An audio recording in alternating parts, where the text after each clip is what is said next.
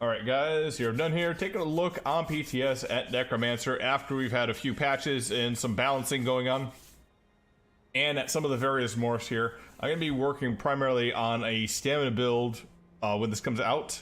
So I'm probably going to be pretty biased to that. But I'll take a look at both of the morphs here on the various abilities and a look at some of the passive abilities that come up with this. I'm not going to concern myself too much with numbers because the numbers can always change, but I'm going to concern myself more with the overall, like, the major, minor buffs that it has and some of the different effects that it has, if it's going to be ranged or not ranged, and stuff like that. So let's take a look here. So we have 3 lines on skills with the Necromancer currently. We have Gravelord, Bone Tyrant, and Living Death.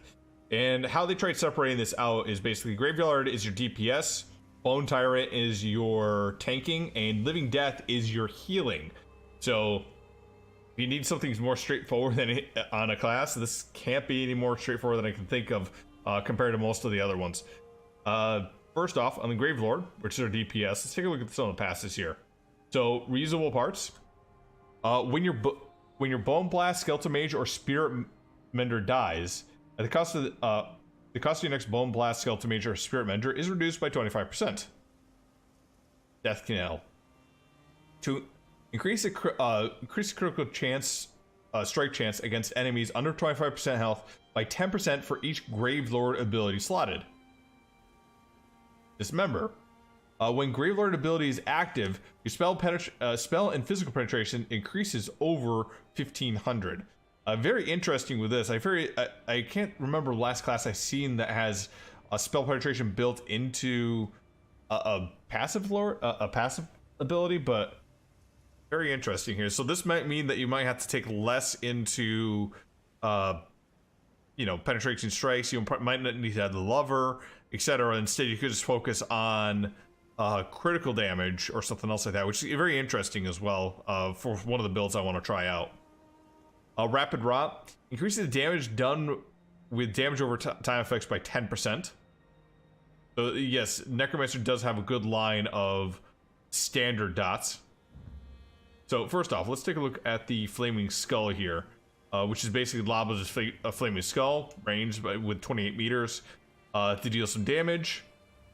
Every third cast deals 20% increased damage. First one, Venom Skull, is Stamina Morph. And this one here will give it poison damage. Every third cast increases by 20%. And while slotted, casting Necromancer ability while you're in combat will count toward a third cast. Any Necromancer ability... Okay, so the rotation would be basically, your basic weapon abilities here, and then cast 2 more... Oh, that's very interesting here. So cast 2 more abilities here, and then fling your skull, and then get your bonus 20% here. You're gonna have to really watch your rotation on that too. Ricocheting Skull. Every third cast of this ability to 20%. Increased damage done while bouncing up to 2 times to nearby enemies. So this makes it kind of an AoE, sort of like Flying Dagger. Don't know if that's really going to go over that well. Again, most times when you're trying to do damage with these various abilities here, you're trying to do single target on a boss, and it's going to help with trash for certainly, but I don't know if that's going to be great for magical users. It does give them a bit of AoE at least, though. Next up, Bone Blast, which is a cool one. It basically brings up a skeleton charging at something. Summon a flaming skeleton from the ground for 2.5, and after 2.5 seconds, the skeleton runs after the target and explodes on them, dealing 1400 flame damage to all enemies nearby, and also creates a corpse. Note, this is a criminal act, and this is one of the new things with the Necromancer. Criminal act will will annoy the guards and send their ear toward you. So again, don't use this in town. Stamina version of this changes over to okay, first off, Blighted Blast Bones will turn it over to stamina ability, and we'll send it over for disease damage to all enemies nearby, and apply Major Defile for 4 seconds. An AoE Defile. So enemies can destroy this before it comes up there. So it has amount of health before it hits the target. But no, I am trying to think of if there's any other ability that does AoE defile damage. You have Aurelian Bash, you have Lethal Arrow, you have Vampire's Bane.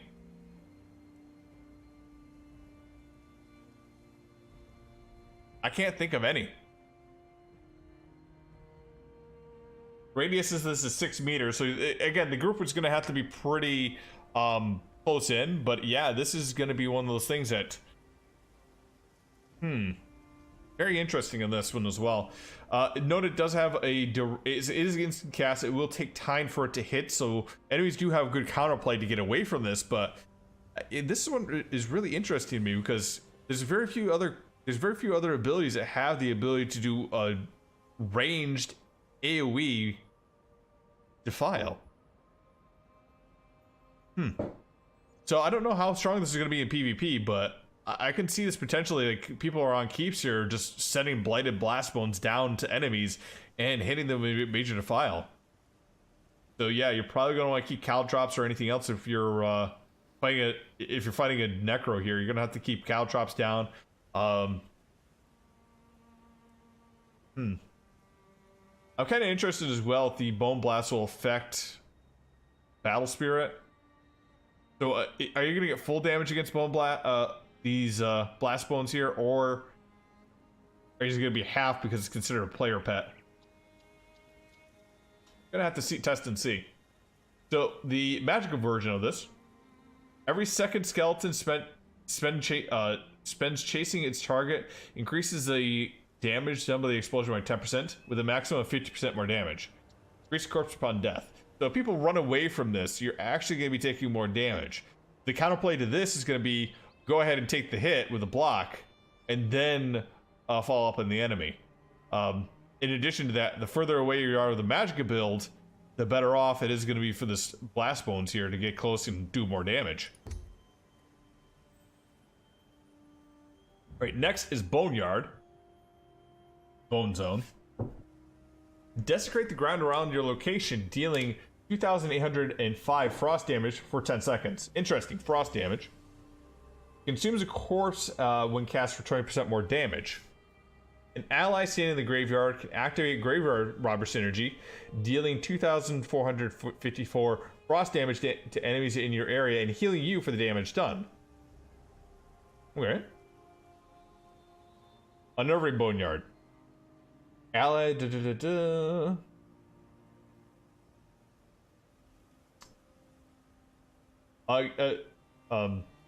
every 10 seconds. Apply Major Breach and Fracture to enemies within, reducing their spell and physical resistance by 5,000. Okay. So if you don't have a tank with you readily here, you can do Unnerving Boneyard and reduce everyone's resistance. Interesting on this.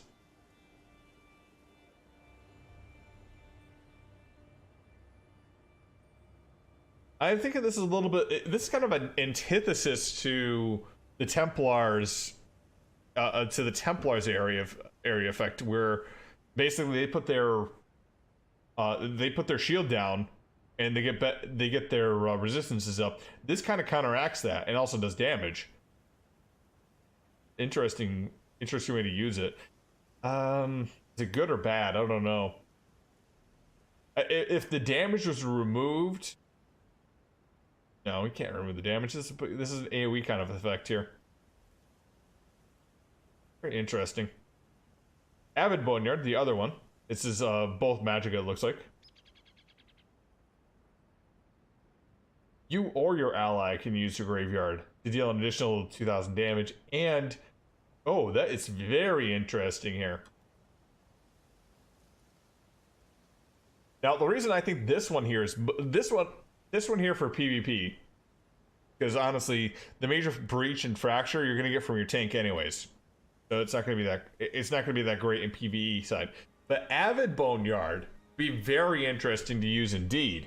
Activating your own synergy activates a whole lot of other sets in general. War Machine, for example, where you're activating your own synergy.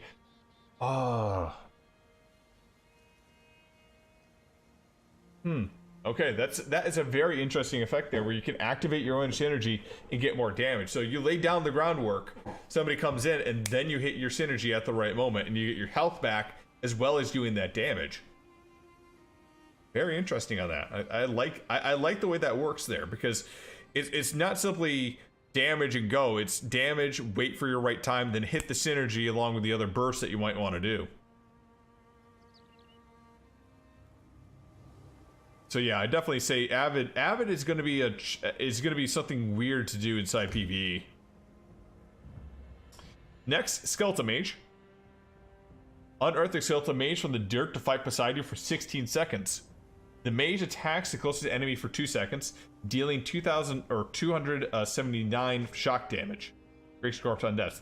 Again, most of this stuff here is splitting the magical damage between shock, frost, and some fire here, or just some plain magic. The stamina side, of course, is poison and disease. They don't seem to stick to one or the other, which is kind of sad, because there's other sets I want to try out there that will raise up specific types of cold, fire, or lightning damage. But I think they spread it out here to kind of to make people make it so those sets couldn't min-max a really powerful build here. So Skeleton Mage here can change over to Skeleton Archer, which is stamina. Also, this is a criminal act, I should mention.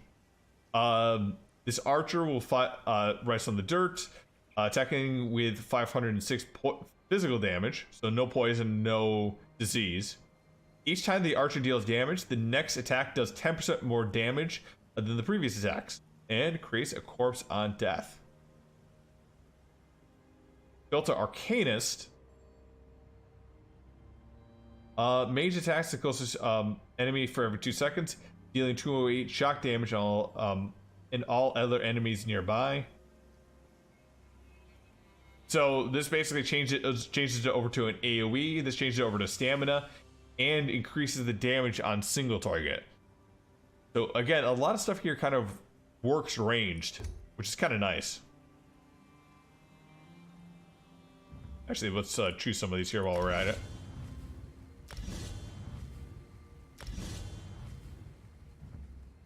Shocking Siphon. Violently drain the last spark of life from a corpse, dealing 2,700 shock damage over 12 seconds to all enemies around the corpse and between you and the corpses. When slotted, your damage done is increased by 3%. Detonate Siphon is changed over to stamina version of it, and also deals disease damage instead. If the siphon lasts its full duration and causes a corpse to explode, deal an additional 1,200 disease damage to all enemies around the corpse. While slotted, you deal 3% more damage. Mystic Siphon. Violently drain the spark of life, yada yada yada, shock damage, and also restore 2,736 magicka over 12 seconds when siphoning from the corpse.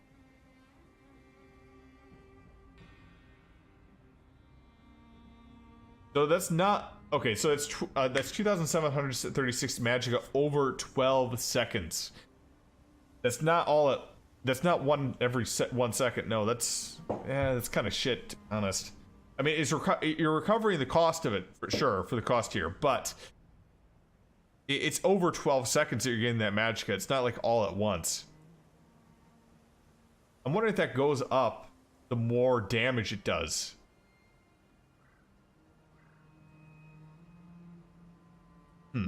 But otherwise, this is kind of an interesting ability here. This will cause a line between you and the corpse, which kind of blocks off areas. So if you get a lot of corpses in an area, which you can create your own through some of these other abilities up here, that means you can then use this to create bridges or lines that people have to go through and then get damaged at the same time doing so. I'd probably say this is more for PvE side. Enemies staying around diseased corpses, it doesn't seem like it's going to handle that well. The Mystic Siphon, might be useful inside PvE. Restoring that magic could give you a bit more sustain to work with, but not really sure if it's going to be used as much as they'd like. I gotta go with a stamina version of it either way, though. Okay, now getting into Bone Pirate. This is more of your tanky type set. And let's take a look at some of the passes that we have here. So, Death Cleaning. With a Bone Pirate ability slotted, whenever an enemy you are in combat with dies within 20 meters of you, restore 200 magicka and stamina. Disdain Harm. Reduce the damage that you take from damage over time abilities by 10% when you have a Bone Pirate ability active. Health of Avarice. Increase your healing received by 2% for each Bone Tyrant ability slotted. And Last Gasp.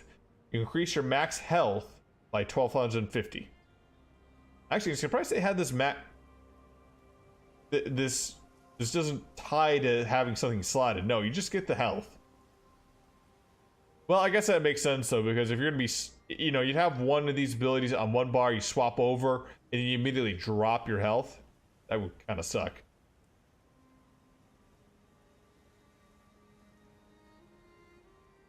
So, and I apologize for that as well. I went over Bonfire here, and I didn't even go over the Gravelord's Colossus here. Skipping me. All right, so let's take a look at this real quick. So, the Frozen Colossus here. Unleash the Frostbitten Flesh Colossus, pulverizes the enemies in the area. The Colossus smashes the ground in front of it three times over 3 seconds, dealing 2,207 frost damage to each enemy smashed. Each smash applies minor vulnerability to every enemy hit for 3 seconds, increasing the damage taken by 30%. So, just to note as well, this is 3 second, 3 second, 3 second. So it hits. So during that 3 second, that major vulnerability hits every time it goes off. So you have 3 seconds of that, and then let's say you hit him with the last hit on top of that. That's going to be another 3 seconds on top of that. So it's about 6 seconds overall minor vulnerability with this. So first off, Pestilence Colossus changes over to disease damage. And it has a kind of strange thing here. So it starts off with 2,000, 2,030, and then 2,433 disease damage for the first, second, and third smash. I don't see why they didn't just say, like, increases damage by 5% with each smash. It's kind of a weird way to word it. But, okay, I get that. And then Glacial Colossus. Final smash on this will stun all enemies, and it's also Magicka based. So Magicka characters I could see definitely using this. The smash, the stunning the enemies, not really that great inside PvE. Well, it can be useful in PvE, but like trial set side, it won't be helpful against the boss. But the Pestilence Colossus here, it looks kind of interesting. You can definitely give a bit more damage on that. And that's Graveyard. So let's go back to Bone Pirate again. Apologize, I already covered most of these passes here. So let's take a look more at some of the abilities that we have here. So Death Scythe, which is a really cool ability to use. Slices the enemy's life force, dealing 699 magic damage and healing you for 1600 health for the first enemy hit. The healing grows in power by 540 for each additional enemy, up to 5 times. A portion of this ability scales off your max health. So, kind of different here. It doesn't actually scale based on your stamina. It actually builds on your health instead. Your Ruinous Scythe here, which is stamina based. Slicing your enemy's life force, dealing physical damage. Every third hit every third cast of this will set enemies off balance. It used to be give not major or minor, but it gave a life debuff thing here. So basically, it would block off 2,000 damage from being healed on an enemy. Really PvP centric ability, but I think they realized that was going to be way too powerful given other sets, and the ability of the fact that this ability is also stamina based would make it really, really, really sick against groups. So they kind of scale this back and give the off balance every third hit. Not sure if this is going to be a great ability or not, given that, but well, I guess time will tell on this.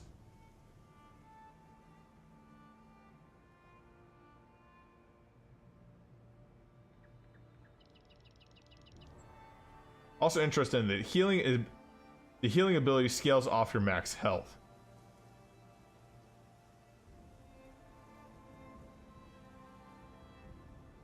Okay, so I might have read this wrong here.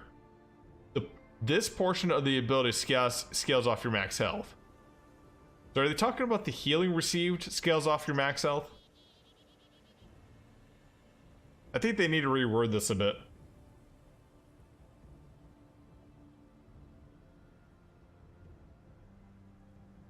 Because the question I have here is the healing of this ability scales off your max health. Is that the initial heal, or is it the subsequent additional heals that scales off your max health? Is it both? I mean, at least I know the damage doesn't seem to be scaling with the max health. The damage seems to be scaling with your magical or stamina ability here, but yeah, they probably got to reword that a little bit. It's a little confusing. The Hungry Scale Scythe also does a heal over time, so after dealing damage, you heal to 216 health every 1 second over 5 seconds. Again, this portion of the ability scales off your max health. So is it everything here?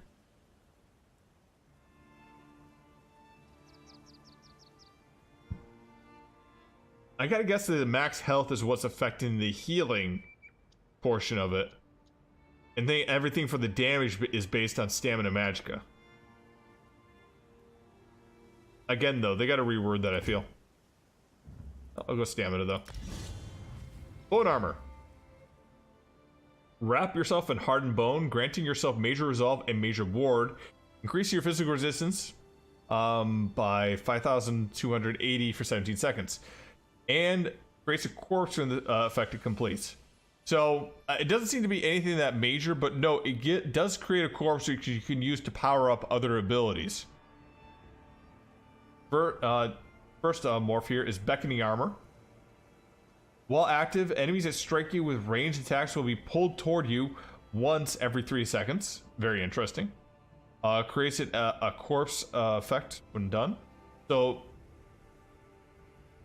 trying to remember, there is the Swarm Mother helmet, which will do the same effect with this, but very interesting that any enemies that will be pulled in, very interesting for PvP, when you have a lot of snipers out there, you can just pull them in with this. For PvE side, very useful for trash mobs. Yeah, I could see this being used. 17 seconds is kind of short, I'd say. I would like to see it increased a little bit more, but not too bad, and it does create a corpse for you too. While activated, reduce the cost of Blast Bone, Skeleton Mage, and Spirit Mender by 12%.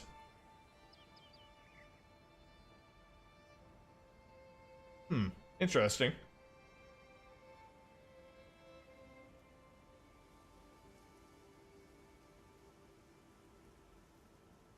But I can see where that'd be very useful.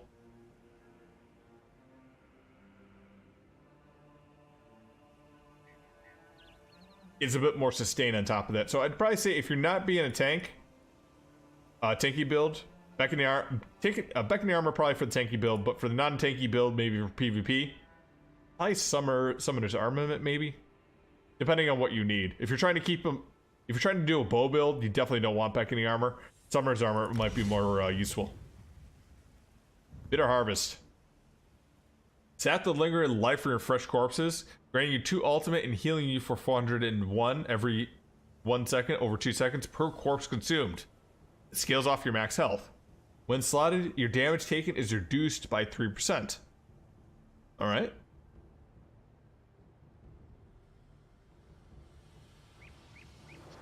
While you have the heal effect, you gain major protection, reducing damage taken by 30%. The ability scales off your max health.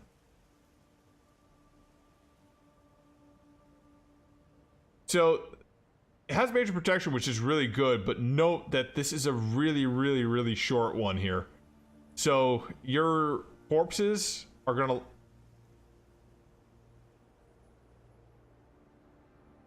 So if this consumes a corpse each time it's used,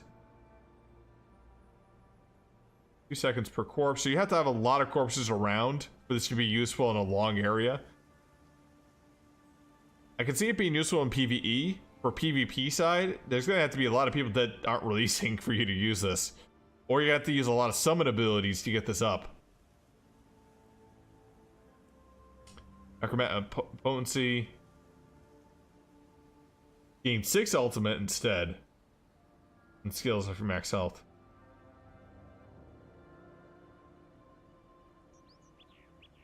So I don't see this being useful for the major protection here. I do see this being useful for the ultimate generation it can produce. I mean, don't get me wrong, the major protection, it can be kind of nice if you have a lot of bodies, but if you don't have a lot of bodies around, you're SOL there, I think. Bone totem. Place totems a bone at your feet and gives you minor protection to you and your allies for 8 seconds, reducing the damage taken by 8%. After 2 seconds, a totem steals fear enemies, holding them in place for 4 seconds. First one, remote totem. Okay, so now this one can be summoned from 28 meters away. Agony totem. Allies can activate the synergy and damage, apply minor vulnerability to all enemies.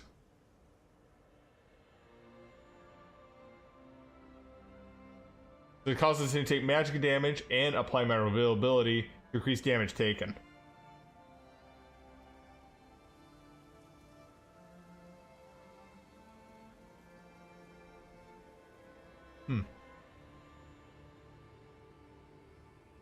Good for a ranged healer in the backlines, I think, for the remote bone totem.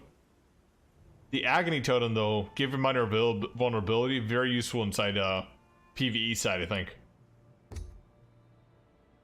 Finally, grave grasp. Summon 3 patches of skeletal claws in the ground in front of you, snaring enemies by 50% for 5 seconds, and inflicting minor maim for 5 seconds, reducing damage done by 15%. You'll see Embrace.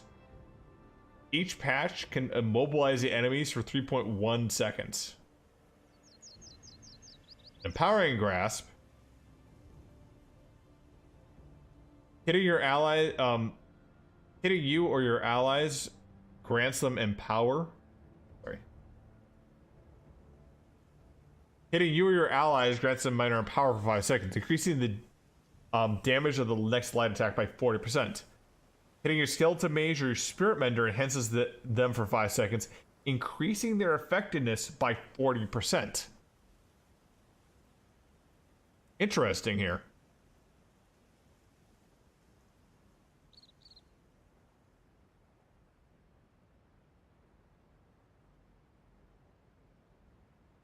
So summon your summons and then get the empowering grasp to boost them up. I don't think the empower is going to really help your teammates that much, but the skeleton mage and spirit mender getting increased by for 5 seconds, I think that's definitely worth it for the empowering. All right, and the ultimate here, Bone Goliath transformation. Become a giant Bone Goliath, increasing your max health by 30,000, and immediately restoring 30,000 health. When transformed, your light attacks restore your health. Your fully charged heavy attacks restores more health. These abilities scale off your max health. Also, this is a criminal act, it should be noted. Pummeling Goliath. Your bash attacks now count. Can now hit multiple targets in front of you, dealing 0 physical damage. Okay. And Ravenous Goliath here. Gain an aura that drains nearby enemies of their health. You deal 556 damage. It doesn't say if it's magical or physical. I'm gonna guess it's magical. To nearby enemies every second and heal you for the amount. Oh, no. It's not magical. It's just... Well, I hate it when you do this, Zos. You need to tell us if it's magical or physical damage. It does scale off your health, but it's important to know what resistances you have to have, because penetration, you can have magical penetration or physical penetration here. And is it one or the other, or is this just oblivion damage, so it just bypasses that? We don't know. So probably gonna get a little bit more clear on that. But yeah, for stamina, probably gonna go for the Pummeling Goliath here.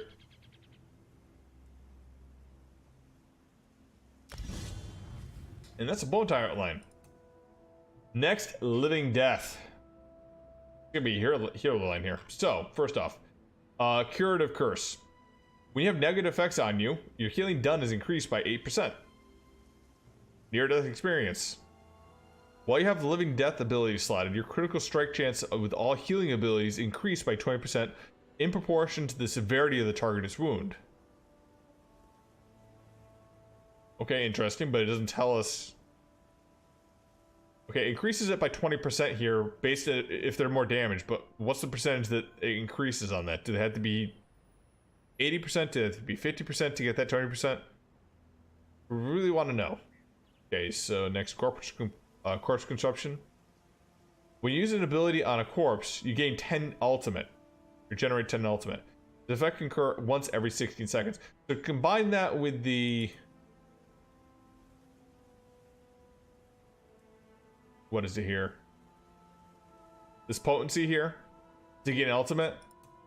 And that's like 16 ultimate per corpse, or just like from one corpse itself. Multiple corpses, of course, it will boost that up still more, but yeah, that's a lot of ultimate generating on there. Rending Flesh. Sacrifice your own power to repair damage to the flesh, healing you or allies in front of you by 1360 health, but apply minor defile on yourself for 4 seconds, reducing your healing received and health recovery by 15%. Okay. Resistant Flesh. You grant spell and physical resistance equal to the half the amount of healed for 3 seconds.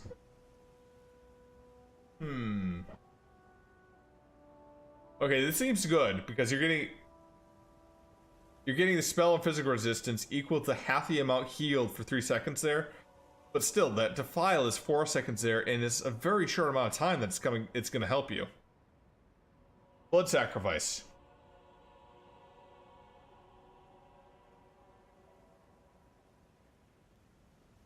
Consumes a corpse near you when you cast to heal a second target.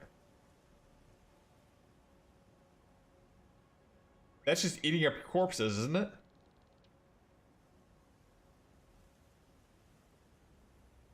So this is interesting here. This gives you the debuffs that you want to have with Curative Curse.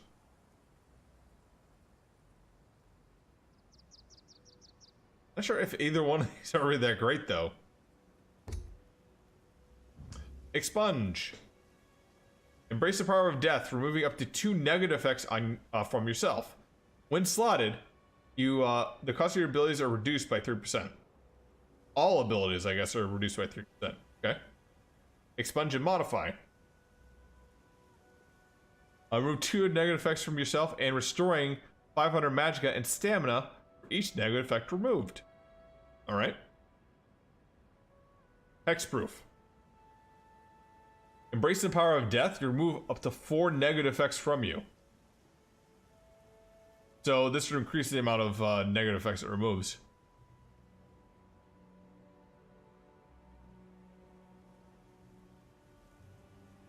There's a Cyrodiil set that I'm interested to work with on this.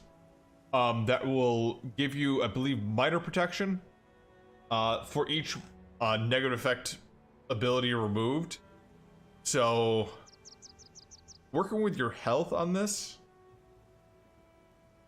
then also using this to get that, and then on top of that, you'll also be getting the minor protection with health and other things. This could be actually a very interesting synergy on that.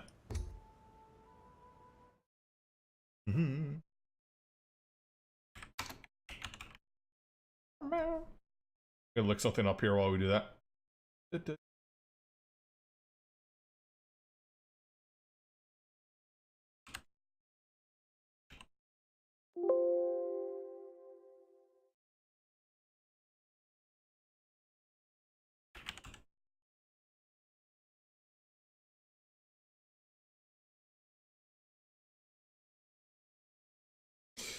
Steadfast Hero. When you cleanse negative effects from yourself or ally, gain major protection for 5 seconds, reducing the damage taken by 30%. And it can occur at once every 10 seconds. So yeah, that'd be an interesting build for PvP, I think. Or even PvE, maybe. But you're using this to get rid of negative effects here. Steadfast Hero will be giving you major protection for 5 seconds for using this effect. It does have a cooldown of 10 of like an additional 5 seconds here, but combine the two, might be an interesting combo. Life amid death. Releases residential fragments of fallen soul at the target location, healing you and your allies for 906 damage health. Consumes a corpse on cast to continue the heal. You and your allies in the area for 875 health over 5 seconds.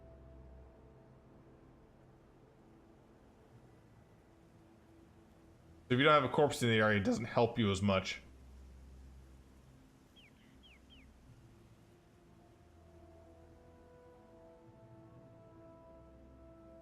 Renewing Undeath. Consumes a corpse to cast immediately, removes up to 3 negative effects, and continues to heal you and your allies in the area for 875 health over 5 seconds. So, remove a corpse, you also remove negative effects. Enduring Undeath. Can consume multiple corpses to increase the duration of heal over time. Interesting on that. I think renewing Undeath is an interesting choice on this, because again, it gives a purify, but the fact that both of these work off corpses means you're going to have some setup to worry about during the fight. Spirit Mender. Criminal Act. Conjure a ghostless spirit to do your bidding and stay by your side for 16 seconds. The spirit heals you or your lowest ally over 2 seconds, restoring 271 health. And creates a corpse. Spirit Guardian. When active, 10% of the damage you take is transferred to the spirit instead. Okay, so it's sort of like you have a guard. Intensive Mender. Spirit heals you and your lowest health ally over 2 seconds. Heals heals for about 3 times the amount, but lasts half as long. And then Restoring Tether. Save for the last remnants of a left of corpse, healing for 2,412 health over 12 seconds to yourself and any ally caught between you and the corpse. When slotted, your healing done is increased by 3%.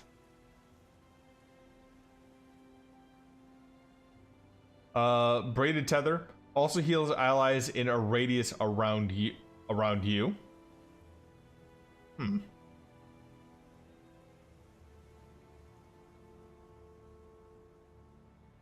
The Mortal Coil. You will restore 2,736 stamina over 12 seconds when siphoning the corpse. So an interesting stamina version of that. Reanimate. Bring back your allies from the brink of death, resurrecting up to 3 allies in a target location. Note that this did get increased to 3,335, but will also be reduced with some of these other abilities and passives as well. Renewing animation. You restore magic and stamina for each ally you resurrect. Or animate blast bones. You consume other corpses in the area and summon blast bones.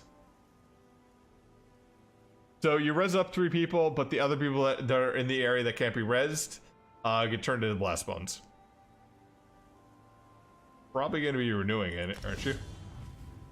So very interesting skill set here on the Necro. I will say that the Graveyard passes are probably the most range centric I've seen in a while for stamina, and it'd be interesting to see if we can do a bow build with this. The Bone Tyrant for tanking is also pretty interesting as well. And pretty straightforward on a lot of the stuff it has. Some of it's a little bit magic based, and I'm not sure if I'd also use it as much. The Living Death is a very interesting way to handle this here. Again, you're getting more effects or more healing for the negative effects you're putting on. You have one ability that's going to add a negative effect here. These other ones don't really do that, so you're kind of stuck at like taking a hit or something so you can get more stuff for Curative Curse here. I kind of wish you had more negative effects in here, maybe less corpse juggling instead. Now the corpse juggling effect, or mechanic I should say, is very interesting for the Necromancer itself. It does mean that you're gonna have to work in either summons here or some other abilities here that will actually create a corpse, like, you know, Summoner's Armor and all this other stuff.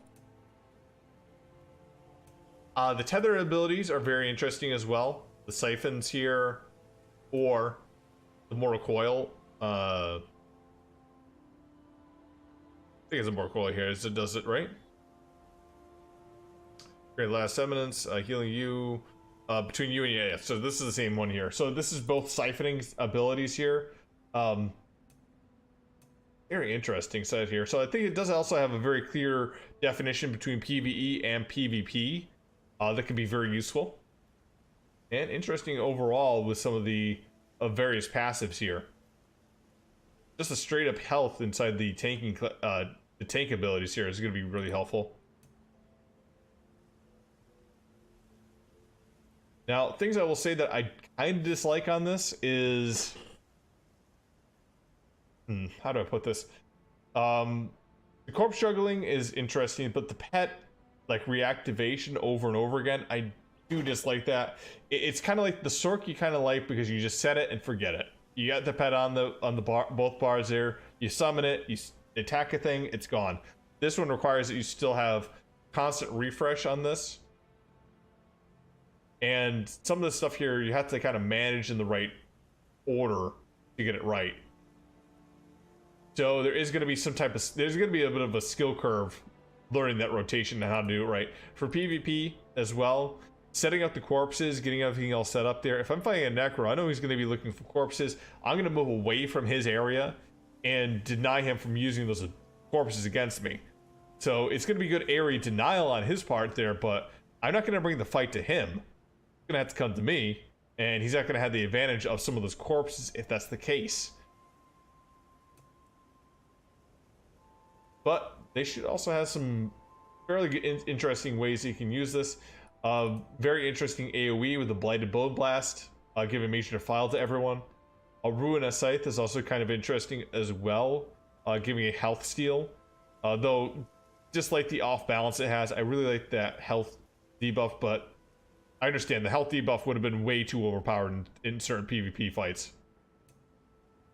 And one of the few ultimates out here that actually can do a resurrection on 3 people. I mean, this can save a party right here.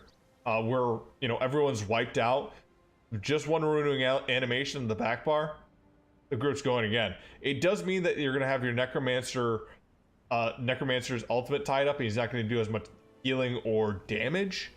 But just having that renewing animation on a really tough fight can be all the difference that you might need. So, overall, interesting. Be interesting to see what this comes on live and see what other changes they make on this as well. Anyways, that's Hero of None. That's the Necromancer inside PTS. Get on time, real. Yeah, my man.